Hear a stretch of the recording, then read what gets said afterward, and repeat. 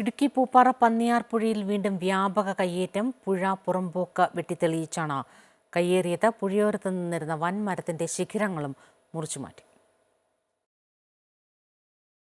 ശാന്തൻപാറ ഗ്രാമപഞ്ചായത്തിലെ പൂപ്പാറയിൽ പന്നിയാർപുഴ കയ്യേറിയുള്ള നിർമ്മാണ പ്രവർത്തനങ്ങൾ തകൃതിയായി നടക്കുകയാണ്. ഇതുവരെ 40ഓളം പേർക്ക് പഞ്ചായത്ത് നോട്ടീസ് നൽകി. എന്നാൽ നോട്ടീസ് അവഗണിച്ചും നിർമ്മാണ പ്രവർത്തനങ്ങൾ നടക്കുന്നു. കഴിഞ്ഞ ദിവസമാണ് പുഴ പുറമ്പോക്ക് കയ്യേറി വെട്ടിത്തെളിച്ചത്. പന്നിയാർപുഴയുടെ നടുക്കാണ് കയ്യേറ്റം. പുഴയിൽ നിന്നിരുന്ന മരവും മുറിച്ചു കടത്താൻ ശ്രമിച്ചു. പുഴ കയ്യേറി മരത്തിന്റെ ശിഖരങ്ങൾ വെട്ടുന്നതിനിടയിലാണ് കയ്യേറ്റം പഞ്ചായത്ത് അധികൃതരുടെ ശ്രദ്ധയിൽപ്പെട്ടത്. പൂപ്പാറയിൽ വ്യാപകമായാണ് പന്നിയാർപുഴ കയ്യേറിയിരിക്കുന്നത്. കയ്യേറ്റത്തിനെതിരെ പഞ്ചായത്തും റവന്യൂ വകുപ്പും മൃദു സമീപനം സ്വീകരിക്കുന്നു എന്ന ആക്ഷേപവും ഉയരുന്നുണ്ട്.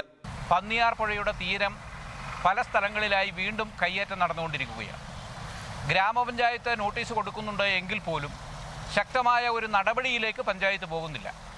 ഗ്രാമപഞ്ചായത്ത് നോട്ടീസ് കൊടുത്തിട്ട് ആ സ്റ്റോപ്പ് മെമ്മോ കൊടുത്തിട്ടും ആ നിർമ്മാണ പ്രവർത്തനങ്ങൾ നിർത്തിവെക്കുന്നില്ല എങ്കിൽ അത് നിർത്തിവെപ്പിക്കുവാനുള്ള ഒരു ആർജവം ഗ്രാമപഞ്ചായത്തിൻ്റെ ഭാഗത്തു നിന്നുണ്ടാവും.